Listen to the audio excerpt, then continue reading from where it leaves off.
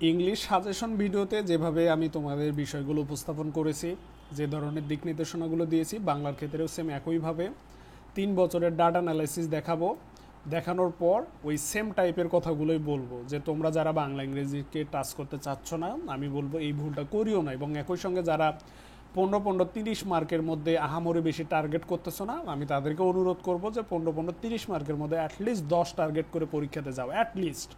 সেখানে তুমি যদি এই লাস্ট যে 20-22 দিনের মতো সময় আছে, আমি যেভাবে তোমাদের দিক নির্দেশনা দিতেছি একদম টু দ্য পয়েন্টে এসে কিন্তু দিক নির্দেশনাগুলো হচ্ছে। তো আমি বিশ্বাস করি তোমরা যারা চৌকস স্টুডেন্ট, তোমরা যদি আমার এই দিক নির্দেশনাগুলো একটু ফলো করো, তোমরা ভালো করবা। তো কথা না বাড়িয়ে আসো 3 বছরের যে চার্ট অ্যানালাইসিসটা আছে ওইটা একটু দেখাই দেই। গুচ্ছভুক্ত বিশ্ববিদ্যালয় যে ধাঁচে কোশ্চেন করতেছে, সেই ধাঁচটাই যদি থাকে, অব্যাহত থাকে, তোমরা দেখতেই পারতেছো যে বাংলার মুখস্থ অংশ থেকে তারা আহামরি কিন্তু তেমন কোশ্চেন করেনি 15টা কোশ্চেনের মধ্যে। তাহলে অবশ্যই মনে হয় গ্রামার অংশ থেকে বেশি কোশ্চেন করছে। এখন আমি যখন এই চার্ট অ্যানালাইসিসটা করি তখন নিজেও আমি অবাক হয়ে গেছি, যেখানে প্রায় বিশ্ববিদ্যালয়গুলো গ্রামার অংশটাকে প্রাধান্য দেয়, সেখানে তারা গ্রামার অংশকে দেখো আহামরি প্রাধান্য দেয়নি। তো অবাক করার বিষয়, নিচের অংশটাতে এইসা যে কারো মাথা ঘুরে যাবে, বা যে কারো মানে অবাক হবে যে কেউ এই জিনিসটা দেখে, যে তারা সাহিত্য অংশ থেকে সবচেয়ে বেশি কোশ্চেন করতেছে। অর্থাৎ গুচ্ছভুক্ত বিশ্ববিদ্যালয় বিগত 3 বছর ধরে তারা সাহিত্যকে বেশি গুরুত্ব দিয়ে কোশ্চেন করে ফেলছে। তো অ্যাজ এ রেজাল্ট গ্রামার এমন অনেক কমন গুরুত্বপূর্ণ টপিকস, যে টপিকসগুলো থেকে কিন্তু বিগত 3 বছর ধরে তারা কোশ্চেন করেনি। ঠিক এই জায়গায় গুচ্ছভুক্ত বিশ্ববিদ্যালয় যদি বাংলা সাহিত্য অংশটাকে প্রাধান্য না দিয়ে কোশ্চেন করে, তাহলে পরিবেশ পরিস্থিতি কী হবে? তাহলে কিন্তু গ্রামার অংশটাকে গুরুত্ব দেবে। এখন যদি তারা সাহিত্য অংশকেই গুরুত্ব দিয়ে কোশ্চেন করে, তাহলে তোমাদের সাহিত্য অংশকে বেশি জোর দিতে হবে। তো তারা যে ধাঁচে কোশ্চেন করতেছে, স্বাভাবিকভাবে সাহিত্য ধাঁচকে আমাদের অবভিয়াসলি গুরুত্ব দিতে হবে। এখন যদি সাহিত্য অংশকে গুরুত্ব দিয়ে কোশ্চেন না করে, তাহলে অবভিয়াসলি গ্রামার অংশকে গুরুত্ব দিয়ে কোশ্চেন করবে, যেটা কম বেশি সবাই করে। তাহলে এখন তোমাদের এইখানে দুইটা দিক নির্দেশনা ফলো করতে হবে। নাম্বার 1, তারা যে প্যাটার্নে কোশ্চেন করতেছে সেই প্যাটার্নে তোমাদের গুরুত্ব দিয়ে আগাতে হবে। নাম্বার 2, প্যাটার্ন যদি একটু চেঞ্জ হয়, তাহলে গ্রামার অংশে কিন্তু তারা গুরুত্ব দিয়ে কোশ্চেন করবে। তাহলে সেক্ষেত্রে সবার আগে আমি তোমাদের সাহিত্য অংশটা বা চলমান যে প্যাটার্নটা আছে সেই প্যাটার্নের আলোকে দিক নির্দেশনা দিই। আসো এবার তোমাদের একটা, আমাদের ওই যে সজীব, আমাদের পেইড ব্যাচের ছেলে সজীব এই জিনিসটা তৈরি করছে, খুবই ইন্টারেস্টিং একটা জিনিস।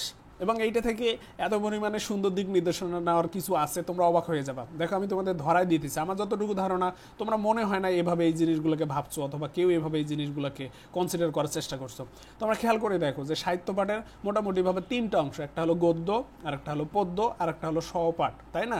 সহপাঠের আবার নাটক এবং হচ্ছে কি জানি ওই যে উপন্যাস আছে, তাই না? আচ্ছা, একটা জিনিস খেয়াল করো, 2021 সেশনে যে যে অধ্যায়গুলো থেকে কোশ্চেন করছে, পরবর্তী অধ্যায় দেখো সেই পরবর্তী বছর সেই অধ্যায়গুলো কিন্তু বাদ দিয়ে দিয়েছে। দেখো তার পরবর্তী বছর দেখো ওই জিনিসগুলো বাদ দিয়ে কোশ্চেন করছে। এবং তোমরা মিলানোর চেষ্টা করো তো, কমন টপিকস, যে টপিকস থেকে কোশ্চেন একদম প্রায় 100% করছে প্রত্যেক বছরে, 52 দিনগুলি, এই একটাই মাত্র টপিক সম্ভবত মুক্তিযুদ্ধ নিয়ে, সম্ভবত, নাহলে বঙ্গবন্ধুর লেখা হতে বা হতে পারে। যাই হোক, আমি তো বাংলা এক্সপার্ট না, সেই কারণে জানি না।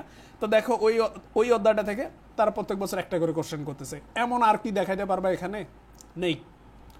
তাহলে পদ্য পাঠে আসো, আছে? এমন নেই। এখানে দেখো সহপাঠ অংশে লাল সালু, সম্ভবত এটা কি, এটা মনে হলো উপন্যাসটা, হ্যাঁ। তাহলে এই যে লাল সালু উপন্যাস, এটা থেকে কিন্তু প্রত্যেক বছর তারা কোশ্চেন করতেছে। তো তারা যে প্যাটার্নটা ফলো করতেছে সেই প্যাটার্নই যদি ফলো করে, তাহলে তোমরা স্পষ্ট একটা জিনিস মাথায় রাখো, যে লাল সালু, সিরাজউদ্দৌলা, এই জায়গাগুলো থেকে একটা একটা করে কোশ্চেন করবে। গত বছর 2টা এবং একটা করছিল, 3টা কোশ্চেন করছিল, এবছর নাহলে 2টা।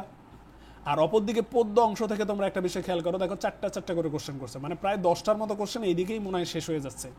তাহলে পদ্য অংশে দেখো, দেখছো 21 ভাষা কোশ্চেন করেনি, সেই এরিয়াগুলো থেকে কোশ্চেন করছে। তার মানে এবার নিশ্চিত থাকো এই এরিয়াগুলো থেকে কোশ্চেন করবে তারা যদি কোশ্চেন করে। এগুলোর দিক নির্দেশনা, এগুলো হচ্ছে রাইট ভাবে কোশ্চেন অ্যানালাইসিস করা এবং সেই অনুসারে নিজেকে গোছায় নেওয়া। তাহলে দেখো তাদের কোশ্চেন করার ধাঁচটা দেখছো, এর আগের বছর নিচ থেকে, তারপর মাঝামাঝি, তারপর উপর থেকে। তার মানে এবার কোথা থেকে শুরু হবে? হয় এই 2 এরিয়া থেকে শুরু হবে, তারা তো ওভাবেই কোশ্চেন করতেছে। বিষয়টা আসলে তাই, যে একই টপিক থেকে কোশ্চেন না করে চেঞ্জ করা হচ্ছে। অনুরূপভাবে গদ্য দেখো, একটু খেয়াল করে দেখো, চেঞ্জ করা হচ্ছে। তার মানে এই এরিয়া থেকে এবছর কোশ্চেন হতে পারে, এই এরিয়া থেকে কোশ্চেন হতে পারে, বাকিটা তোমাদের ইচ্ছা। হ্যাঁ, সবই পড়বো, কিন্তু এই জায়গাগুলোকে গুরুত্ব দেবো। আশা করি তোমরা বুঝতে পারছো। এবার আমি এখানে গ্রামার অংশটাতে আসি। দেখো গ্রামার অংশগুলোর মধ্যে তোমরা খুব ভালোভাবে জানো যে সমাজ হচ্ছে এমন একটা টপিক যে টপিক থেকে প্রায় কম বেশি চাকরি থেকে শুরু করে সব জায়গাতে কোশ্চেন করে।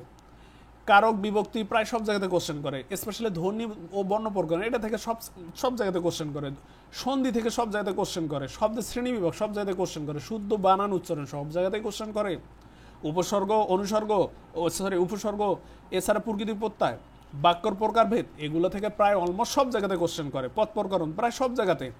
তাহলে তুমি যদি ঢাকা বা অন্য বিশ্ববিদ্যালয়ে প্রস্তুতি নিয়েছো যারা এগুলোকে গুরুত্ব দিয়ে পড়ছো না, তোমাদের বড় ভাইরা এগুলোকে গুরুত্ব দিয়ে পড়াইছে না, তো গুচ্ছ কিন্তু গ্রামার অংশকে গুরুত্ব দিয়ে কোশ্চেন করেনি। অ্যাজ এ রেজাল্ট তোমরা কিন্তু 3 বছর ধরে এই এরিয়াগুলো থেকে কোশ্চেন কিন্তু খুব কম পাইছো।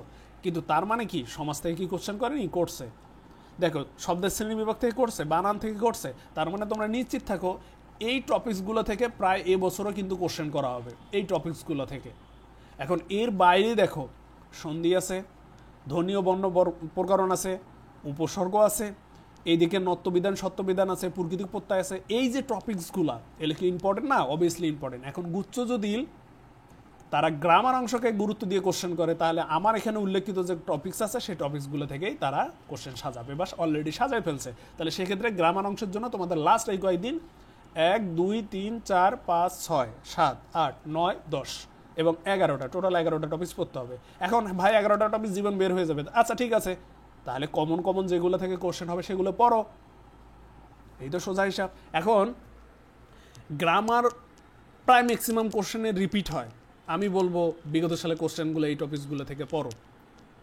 যেহেতু সময় কম আমি বলবো বিগত সালে কোশ্চেনগুলো শেষ করো আর ওই টপিক্সটা পড়ো যে টপিক্সটা থেকে বেশি কোশ্চেন করা হয়। তুমি সমাজের দেখো কোন সমাজ থেকে বেশি কোশ্চেন করা হয়, তুমি সন্ধি দেখো কোন সন্ধিগুলো বেশি রিপিট করা হয়, তুমি বর্ণ প্রকরণের জায়গাটা দেখো কোন জায়গাগুলো থেকে বেশি কোশ্চেন করা হয়। অ্যাজ এ স্টুডেন্ট হিসেবে তোমার যদি এখন ওই বয়সটা না হয় যে কোন এরিয়া থেকে কোশ্চেন হয় সেটা যদি ধরতে না পারো, আমার মনে হয় না যে তোমার পরীক্ষা দেওয়া উচিত। তাহলে তোমরা দেখো যারা চৌখস তারা ঠিকই এই এরিয়াগুলো থেকে জিনিসগুলো বের করে নিয়ে আসতে পারবা, আর যারা চৌখস না তোমরা বন্ধুদের সহযোগিতা নাও। তোমরা যে চান্স পাবা না বিষয়টা আসলে এমন না, তোমরাও চান্স পাও, মানে হাঁকাও মেরে দাও হয়ে যায় এমন আর কি। তো সব মিলে সবার জন্য শুভকামনা থাকবে এমন আর কি।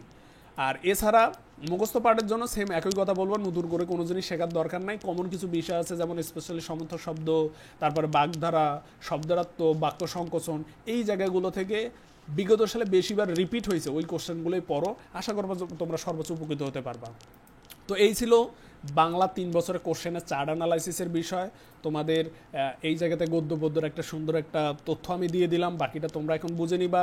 এবং এটাও বললাম যে তারা যদি গদ্যকে যেভাবে কোশ্চেন করতেছে সেভাবে কোশ্চেন করে তাহলে গদ্যকে গুরুত্ব দিয়ে কোশ্চেন করবে। তারা যদি অলরেডি এই অংশটা চেঞ্জ করে গ্রামার অংশে শিফট হতে চায় তাহলে গ্রামার কোন অংশগুলো পড়তে হবে আশা করি তোমরা বুঝতে পারছো এবং কীভাবে পড়বা সেটা আমি বলে দিলাম। তো এই হচ্ছে বিষয়। আর সর্বোপরি তোমাদের জন্য আবারও বলবো, প্রত্যেকটা ভিডিওতে বলতেছি যে আমরা 21, 25, 29 তারিখে তোমাদের প্রায় 3000-এরও বেশি কোশ্চেন হবে, যেখানে টপ 200 করে কোশ্চেন থাকতেছে এই সাবজেক্টগুলোর। এছাড়া 8টা হচ্ছে মডেল টেস্ট থাকতেছে।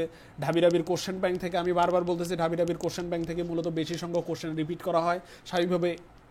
এই 1800 কোশ্চেনের ভিতর থেকে দেখো 10টা মডেল টেস্টের সম্ভবত ওই রকম হচ্ছে 400-500 কোশ্চেন আমি একত্রিত করে ফেলছি। তো এই কোশ্চেনগুলো ওই মাসিক সহকারে উত্তরপত্র সহকারে প্রিন্ট করে তোমাদের পাঠানোর ব্যবস্থা করা হচ্ছে। স্বাভাবিকভাবে তোমরা যারা এই জিনিসটা সঠিকভাবে উপলব্ধি করতে পারতেছো আমি বলবো যে কোনো অজুহাত ছাড়াই জিনিসগুলো অর্ডার করো এবং এই জিনিসগুলো সংগ্রহ করো এবং শেষ সময়ের এই 20 দিন ভালোভাবে একটু রিভিশন দিয়ে তোমরা তোমাদের প্রস্তুতিটা কমপ্লিট করো।